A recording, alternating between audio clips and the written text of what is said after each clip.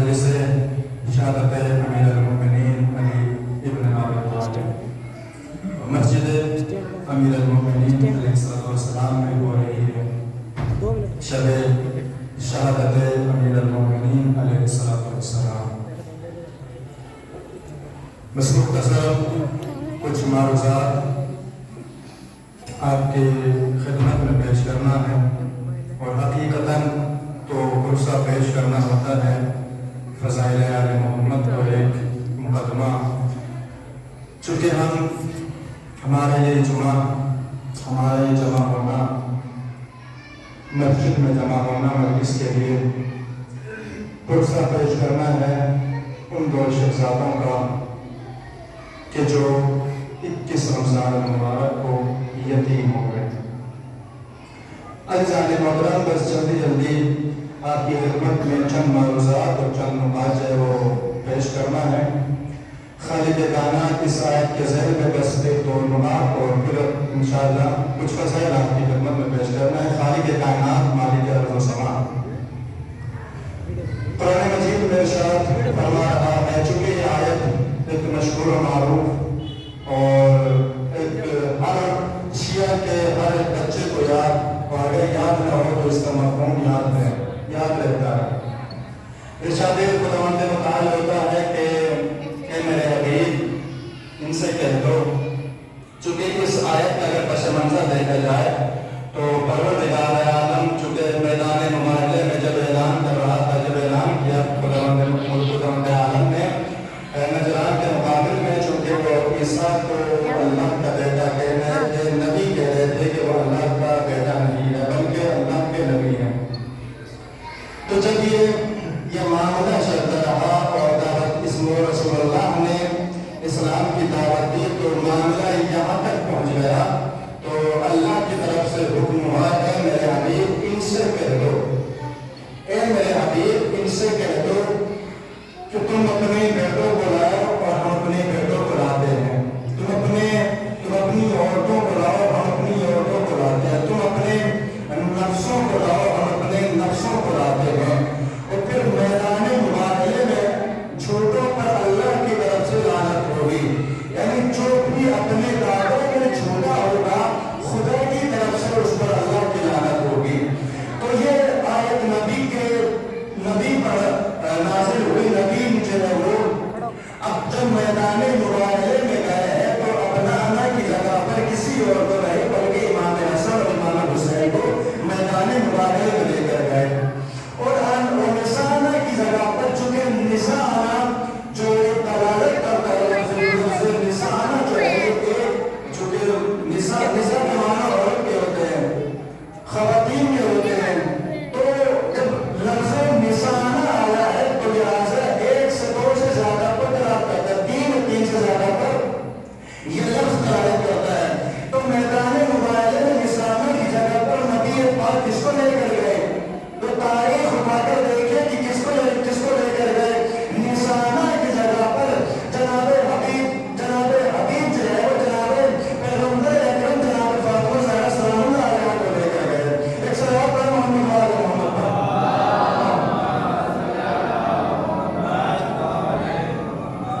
نسانہ کی جگہ پر ختم مرتبہ جناب شہزادی کونین کو لے کر گئے، اور مسانہ کی جگہ پر جناب امیر کائنات علی ابن ابی طالب کو میدان مبارزے میں لے کر گئے۔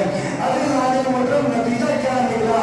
نتیجہ یہ نکلا کہ جب رسول اکرم اپنے پنجتن پاک کو اپنے ساتھ میدان مبارزے میں لے کر گئے تو نتیجہ یہ نکلا، جب ان ہستیوں کو دیکھا، ان پانچوں ہستیوں کو دیکھا، نجران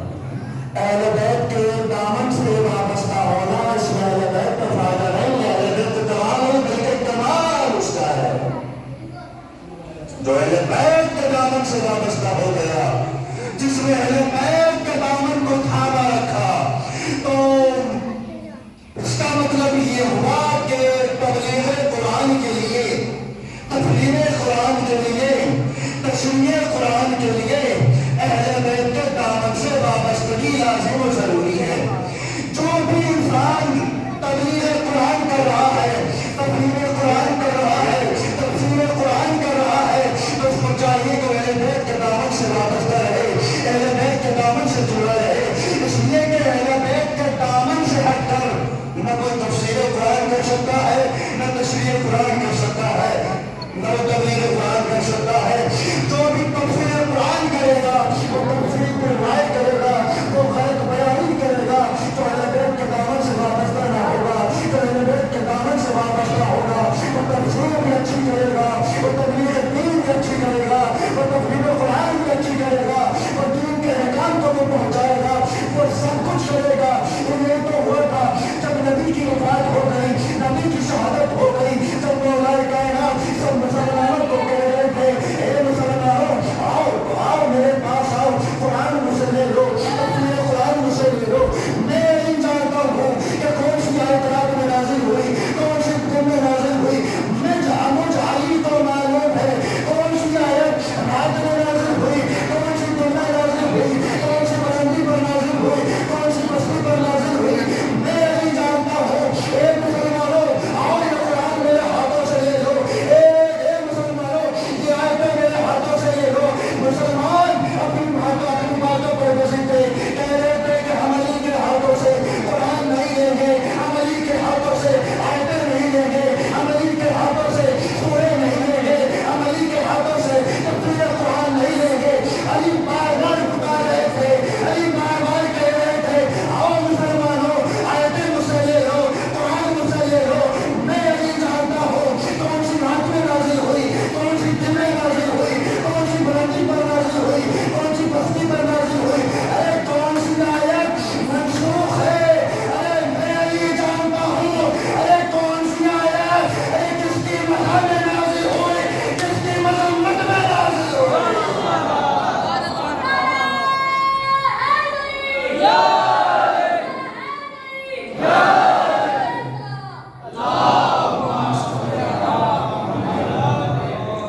علی بار بار کہہ رہے تھے اے مسلمانوں آؤ قرآن میرے ہاتھوں سے لے لو۔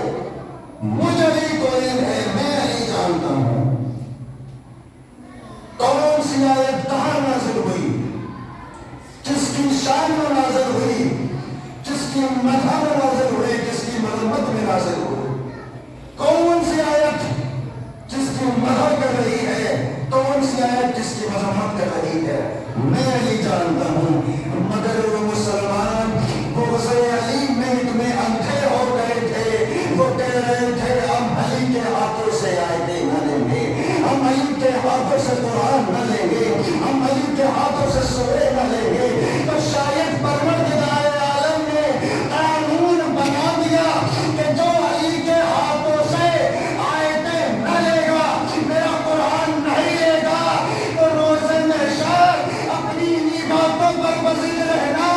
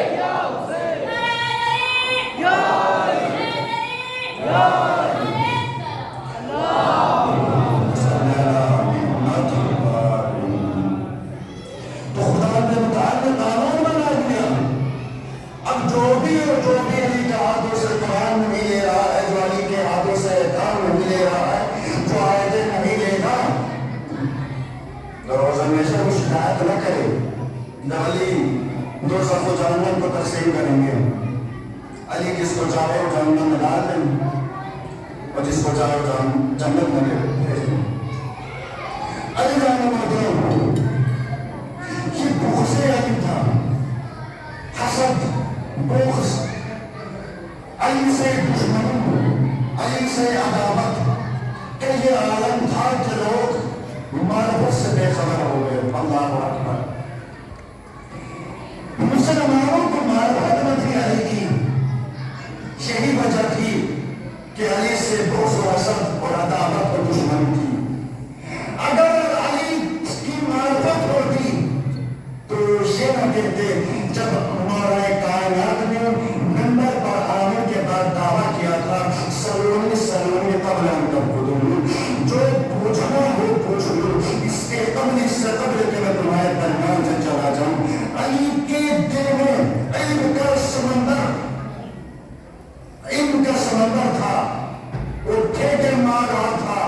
وہ بار بار یہ اعلان کر رہے تھے آؤ مجھ سے پوچھو، آؤ مجھ سے سوال کرو، میں علی تمہارے سوالوں کا جواب دوں گا. سوال کیے مگر وہ سوال نہ کیے جو علی چاہ رہے تھے کہ چاند پر کیسے پہنچا جاتا ہے.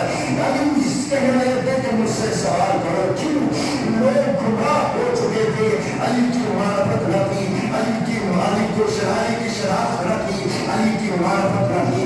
علی معرفت کا مطلب بھی پہچاننا. لوگ معرفت کا مطلب پہچاننا نہ کہ ماننا. اس میں کہ مانا تو خیروں نے تھا مگر پہچانا ہر کسی نے نہیں ہے. جس نے پہچان لیا وہ بزرگ بن گئے تو مرو مسلمان بن گئے. ان کو معرفت تھی علی کی، انہوں نے علی کی معرفت حاصل کی، انہوں نے علی کو پہچانا. تو کوئی مصر بنا، کوئی بزرگ بنا، کوئی کمر بنا، کوئی مزدار بنا، کوئی مزدار بنا. تو جس نے علی کو نہ پہچانا وہ پستیوں میں چلا گیا، وہ پستیوں میں چلا گیا. معرفت کا مطلب یعنی پہچاننا نہ کہ ماننا. مان تو رہے تھے مگر وہ علی کو پہچان بھی رہے تھے. علی کی معرفت نہیں تھی. کربلا کے میدان میں امام حسین علیہ السلام کو سب مان رہے تھے. لشکر یزیدی بھی مانتا تھا کہ یہ رسول کا نواسا ہے، علی کا بیٹا ہے اور حسن کا بھائی ہے، شہزادے کونین کا بیٹا ہے. سب مانتے تھے کہ نبی کا نواسا ہے مگر کسی کو حسین کی معرفت نہ تھی، حسین کو پہچانتے نہ تھے. اگر حسین کی معرفت ہو جاتی، اگر حسین کی معرفت ہو جاتی تو وہ جو ابھی تک دو روزے جو شب عاشور تک ظلمتوں میں چھپا ہوا تھا، جب حسین کی معرفت ہوئی وہ حسین کی طرف دوڑا آ گیا، وہ حسین کی طرف آ گیا. اس لیے کہ شب عاشور تک اسے حسین کی معرفت نہ تھی. وہ بھی حسین کو مانتا تھا، وہ بھی حسین کو مانتا تھا. نبی کا نواسا ہے، علی کا بیٹا ہے، فاطمہ کا بیٹا ہے، حسن کا بھائی ہے مگر معرفت نہ تھی. حق کے ساتھ معرفت نہ تھی، حق کے ساتھ نہیں پہچانتا تھا. جب اس نے حسین کو پہچانا تو امام حسین کی طرف دوڑا، وہ حسین کی طرف آ گیا. یہی وجہ تھی کہ مولا کائنات کی معرفت نہ تھی. ان کو مان نہیں سکتے. علی جناب مولا کائنات، جناب مولا کائنات رسول کے داماد بھی ہیں، بھائی بھی ہیں اور جناب ابو طالب کے بیٹے. یہ سب مان رہے تھے مگر معرفت کو جو ان کا حق تھا اس معرفت سے بے خبر ہو گئے تھے. اور یہی وجہ تھی کہ لوگ گمراہیوں میں چلے گئے اور علی کو نہ مانا اور گمراہیوں میں چلے گئے، پستیوں میں چلے گئے. معرفت کا مطلب ہوتا ہے پہچاننا، معرفت کا مطلب پہچاننا. بس میں ایک جملہ بیان کرتے چلو. معرفت کا مطلب پہچاننا ہوتا ہے یعنی کسی شے کو، یعنی کسی بھی چیز کو اندر تک اس کو پہچاننا، اسے معرفت کہتے ہیں. اس کی ہر ایک شے کو، ہر ایک شے کی معلومات حاصل کرو، اسے معلوم، اسے معرفت کہتے ہیں. ایک پروردگار عالم جب تو نے کہہ دیا، جب تو نے بیان کر دیا کہ معرفت کا مطلب پہچاننا ہوتا ہے، معرفت کا مطلب ماننا نہیں ہوتا بلکہ پہچاننا ہوتا ہے. اب سوال یہ پیدا ہوتا ہے جب تو نے کہہ دیا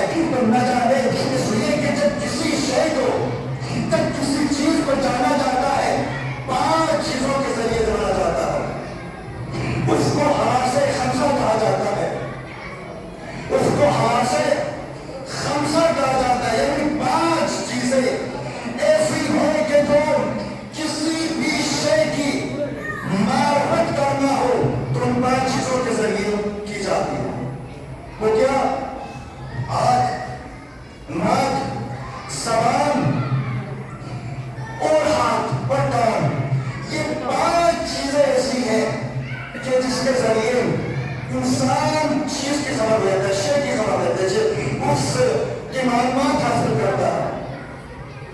اگر کسی کی آواز سنی ہو تو آنکھوں سے سنے گا نہیں، کان ہوں گے تو سنے گا کہ آواز انسان کی ہے یا حیوان کی، کانوں سے پتہ لگائے گا کہ کوئی ہے، کسی کی آواز ہے تو کوئی ہے۔ اگر کسی کو دیکھنا ہو تو آنکھوں کے ذریعے دیکھے گا، ایک سامنے کوئی کھڑا ہوا ہے، یہ سامنے کوئی موجود ہے، اگر اس کی آنکھیں سلامت ہے تو وہ دیکھیں گے جو سامنے کوئی ہے۔ ایک سلام ہے محمد آل محمد پر۔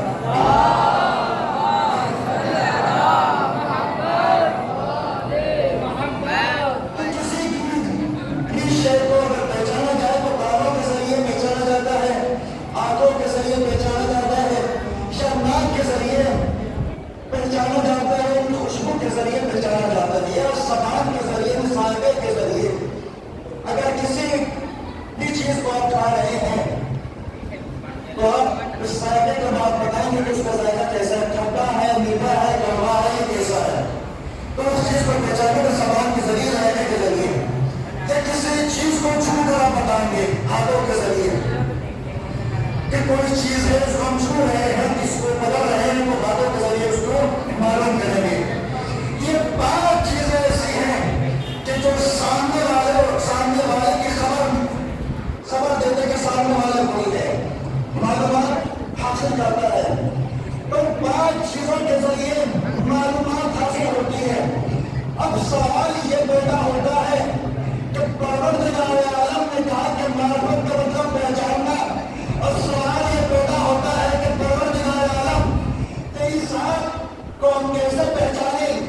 اس لیے کہ تیری ذات کیسی ذات ہے، وہ دیکھنے میں آتی نہیں، سننے میں آتی نہیں، سونے میں آتی نہیں، ذائقے میں آتی نہیں، چھونے میں آتی نہیں۔ اب تیری ذات کو پہچانے کیسے کہ تیری ذات ہے کیا، تیرے کمال کیا ہے، تیرے کمالات کیا ہے، تیری ذات مقدس کیا ہے، تیرے کمال کیا ہے، تیرے صفات سلمیہ کیا ہے، صفات ثبوتیہ کیا ہے، آگے کیسے پہچانے، آگے کیسے پہچانے؟ یہ سب کے سب کمالات جو پائے جاتے ہیں، اس سب کے سب کمالات کو پروردگار عالم کے ہم کس طرح سے پہچانے؟ اس لیے کہ دیکھنے میں آتا نہیں، سننے میں آتا نہیں، سننے میں آتا نہیں، ذائقے میں آتا نہیں، اور چھونے میں آتا نہیں۔ تو سوال جب اللہ سے کیا، نہ جانے آوازیں پکارتا ہے، اے نادان تو گھبرانا نہیں، اے تاریخ عینی میں دیکھو، ارے ہم نے تاریخ عینی میں دیکھو، ہم نے ایک ایسی ہستی ایسے پیدا کی ہے جو دیکھنے میں تمہارے جیسا، اس کا چہرہ مجھولا، کان تمہارے جیسے مگر اس کے کان میں اس کے کان اللہ ہے، ہاتھ تمہارے جیسے مگر اس کے ہاتھ اللہ ہے۔ نعرہ حیدری، نعرہ حیدری، نعرہ صلوات، اللہم صل علی ہاتھ تمہارے جیسے ہیں مگر اس کے ہاتھ اللہ، اس کی زبان لسان اللہ، اس کی آنکھیں عین اللہ، اس کے کان اذن اللہ۔ وہ دیکھنا نہ تمہارا جیسا ہے، اس کی معرفت تو حاصل کرو، اس کی معرفت، اس کو پہچانو کہ علی کی ذات مقدس کیا ہے، علی کی ذات کیا ہے، علی کی شخصیت کیا ہے۔ علی کی شخصیت کو نہ پہچانا تو گویا جہالت کی موت مر گئے۔ اور یہی ہوا کہ جنہوں نے نہ علی کو پہچانا، جس نے علی کو نہ پہچانا، وہ جاہلیت کی موت مرے ہیں، وہ پستیوں میں چلے گئے ہیں، وہ ضلالت کی موت مرے ہیں، وہ ذلیل، وہ دنیا میں بھی ذلیل و رسوا ہوئے ہیں اور آخرت میں بھی ذلیل و رسوا ہوں گے۔ علی کو پہچانا، علی کی ذات مقدس کیا ہے، علی کی شخصیت کیا ہے، علی کی شہادت کی یہ مجلس ہو رہی ہے مسجد امیر المومنین میں، اور علی کی شہادت کی یہ مجلس ہو رہی ہے۔ علی کو پہچانو، علی کو پہچانو، علی کی معرفت کیا ہے، علی کی ذات کیا ہے، علی کا مرتبہ کیا ہے، علی کی فضیلت کیا ہے، علی کا کمال کیا ہے، علی کے کمالات کیا ہے، کیا ہے کمالات علی کے۔ جس نے علی کی معرفت حاصل کر لی وہ دنیا میں بھی کامیاب ہو گیا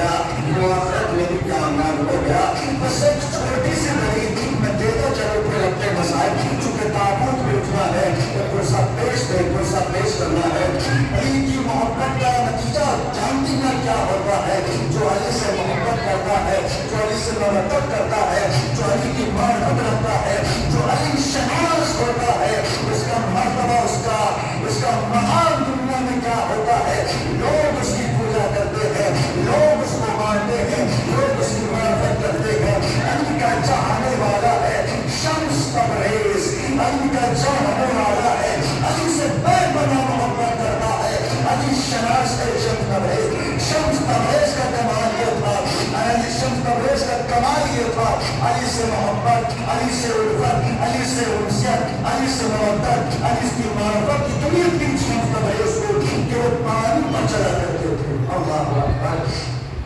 جب انسان کو علی سے محبت ہو جاتی ہے, جب حقیقی محبت ہو جاتی ہے, جب حقیقی محبت ہو جاتی ہے, جب حقیقی معرفت ہو جاتی ہے, تو وہ پانی پر اپنا راستہ بنا لیتا ہے.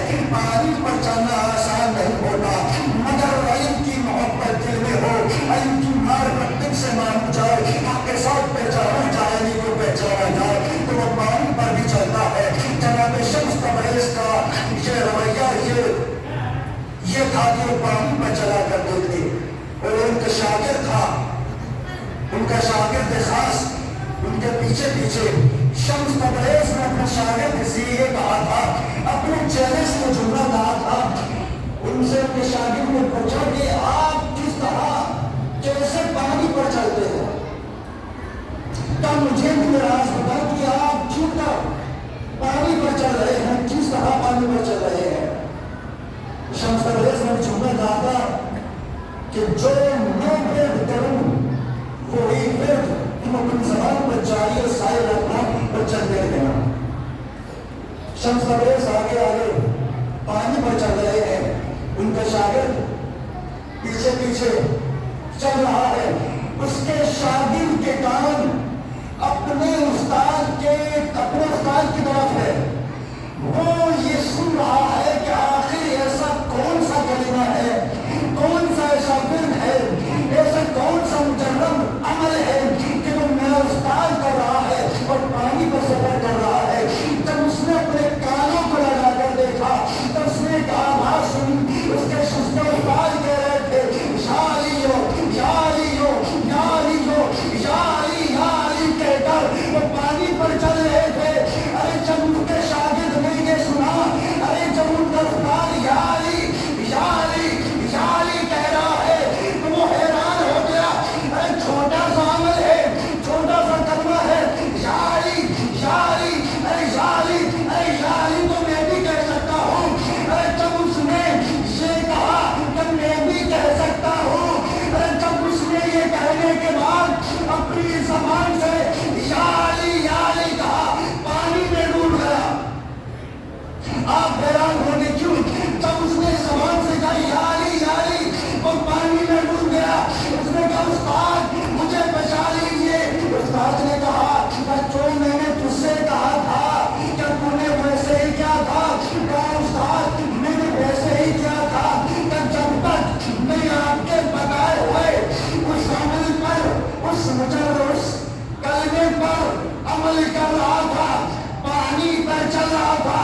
جب میں نے یہ سوچا کہ آپ فقط یا علی, یا علی کہہ رہے ہیں تو میرے دل میں شک پیدا ہوا کہ جب آپ یا علی کہہ رہے ہیں تو میں بھی تو علی کا چاہنے والا ہوں, میں بھی تو علی کا ماننے والا ہوں.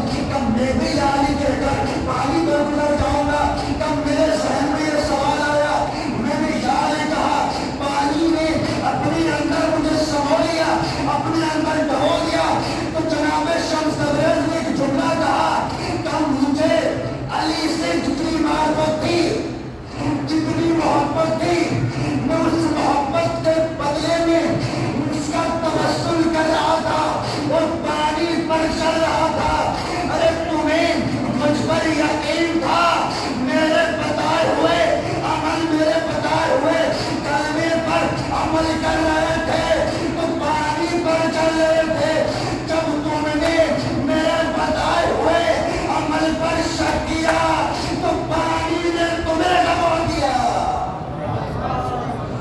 تو اس کا مطلب یہ ہوا, اس کا مطلب نتیجہ یہ نکلا کہ جس سے جتنی مدد ہوگی اتنا ہی اس کا اثر ہوگا. شمس تبریز کو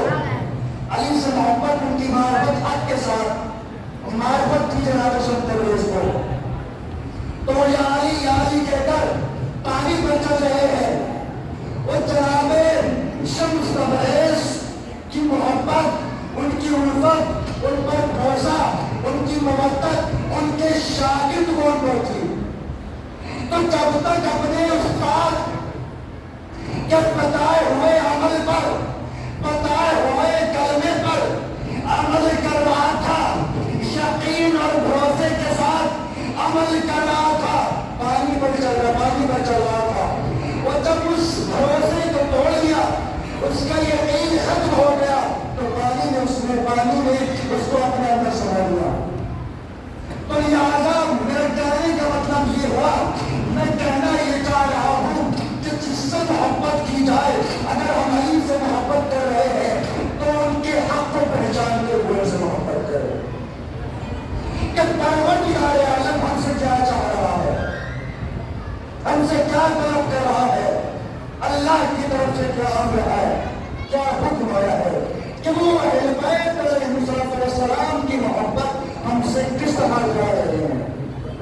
مجھے جیسے ہمارا دل چاہے ہم اہل بیت سے محبت کریں گے، جس طریقے سے اللہ چاہ رہا ہے اسی طریقے سے ہم اہل بیت علیہ السلام سے محبت کریں اور محبت کریں۔ اگر اللہ کے بتائے ہوئے طریقے سے ہم اہل بیت سے محبت اور محبت کریں گے تو یہاں بھی کامیاب اور آخرت بھی کامیاب۔ لہٰذا رمضان المبارک میں عبادتوں کا مہینہ، رحمتوں کا مہینہ، معصیتوں کا مہینہ، اس ماہ مبارک رمضان میں جہاں رحمتیں نازل ہوتی ہیں، برکتیں نازل ہوتی ہیں، مغفرتیں نازل ہوتی ہیں، اس مبارک جہاں یہ ہمارے لیے مبارک مہینہ ہے، اسی مہینے میں امیر کائنات علی بن ابی طالب کی شہادت واقع ہو گئی۔ مصیبتوں کا پہاڑ ان پر ٹوٹ گیا اس مبارک مہینے میں۔ عزیزان مظلوم کربلا، علی کی شہادت، علی پر مصیبتیں، علی کی شہادت کی خبر رسول خدا صلی اللہ علیہ وسلم نے پہلے ہی دی تھی۔ اے علی، رمضان کا مہینہ ہوگا، 19 رمضان ہوگی، 40 ہجری کا رمضان آپ کے سر پر سر رہے گی، آپ کی شہادت ہوگی۔ عربی کہتا ہے کہ جب بھی رمضان آتا تھا، مولا کائنات علی بن ابی طالب ہمیں واضح و نصیحت، خدا کی طرف رغبت کیا کرتے تھے، گناہوں سے بچانے کی نصیحت کرتے تھے، عبادت کرنے کی تاکید کیا کرتے تھے علی۔ مگر جیسے ہی 40 ہجری کا رمضان المبارک آیا اور 40 ہجری کا رمضان المبارک کا چاند نمودار ہوا، تو جب علی نے چاند کی طرف دیکھا تو ایک جملہ کہا، انا للہ و انا الیہ۔ چاہنے والوں نے پوچھا، مولا کہنے کا سبب؟ مولا کائنات نے کہا، اے میرے چاہنے والوں، یہ وہی مہینہ ہے کہ جس کی خبر میرے پائے رسولوں میں ملی۔ اے علی، 40 ہجری کا رمضان آئے گا، آپ کی شہادت واقع ہو جائے گی، آپ کی شہادت واقع ہو جائے گی۔ راوی کہتا ہے کہ اس مہینے میں علی نے جو اس مہینوں سے پہلے جب رمضان آیا کرتا تھا، جو 40 ہجری سے پہلے رمضان آیا کرتا تھا، ہمیں واضح نصیحت کیا کرتے تھے، مگر یہ 40 ہجری کا رمضان ایسا رمضان ہے، یہ ایسا مہینہ ہے، علی نے ہمیں واضح نصیحت کرنا چھوڑ دی اور بار بار ہمیں خبر دے رہے ہیں، اے میرے چاہنے والوں، ارے یہ وہ مہینہ ہے، ارے جب میرے سر پر گھن لگے گی، میرے سر پر ضربت لگے گی، علی تم سے جدا ہو جائے گا۔ اللہ اکبر، اللہ اکبر۔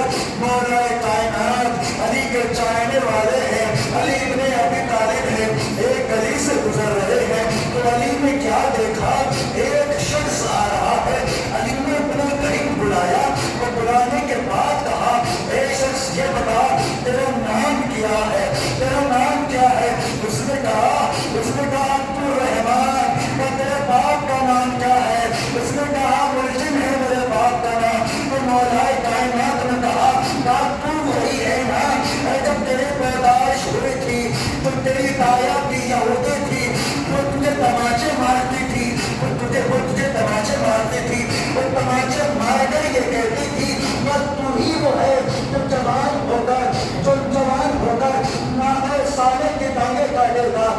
जब अली ने अपनी जबान पर ये कलमे जारी किए, उसने कहा मौला तुम तो सब कुछ जानते हो।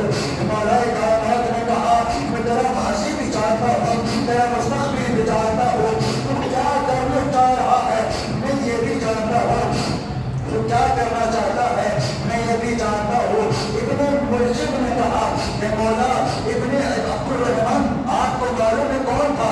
अब्दुल रहमान ये वो मालूम था जिसने अली के साथ कुछ कामों में शामिल होकर अली की तरफ से चल की, मगर पैसों दिरहमों दीनार इतना अंधा कर दिया था, अली के बोझ ने इतना अंधा कर दिया था, अली की अदावत ने उतना अंधा कर दिया था।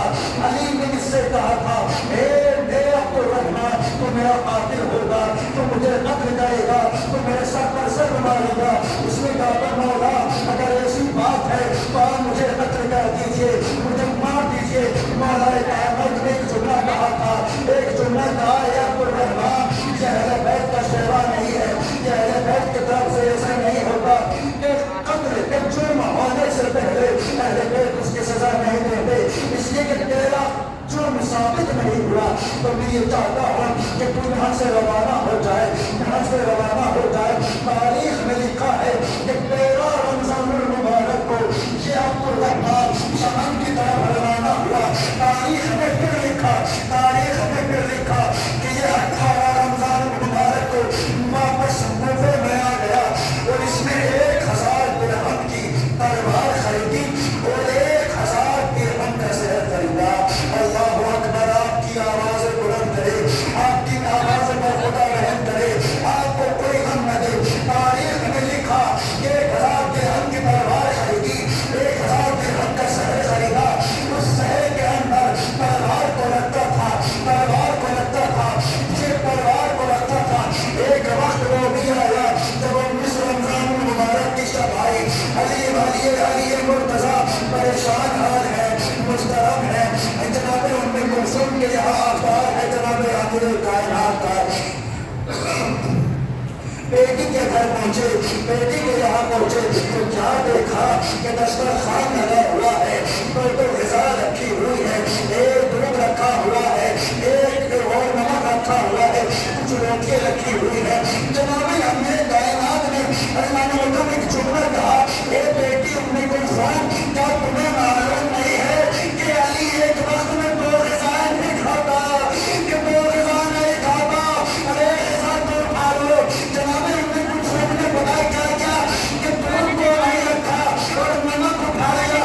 अली ने कहा बेटी अरे दूध को उठा लो, अरे अली को मरहूम है नमक की तरह, अली पसंद करेगा कि वो नमक से अफ्तार करे। अफ्तार बेटी के यहाँ पर किया। अफ्तार करने के बाद तारीख बताती है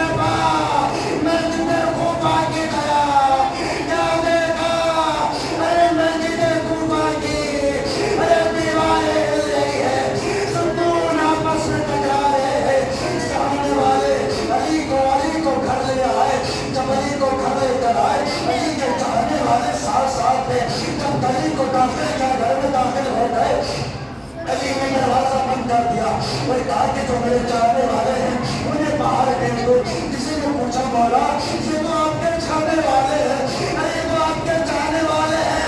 علی نے کہا ارے ہاں میرے چاہنے والے ہیں.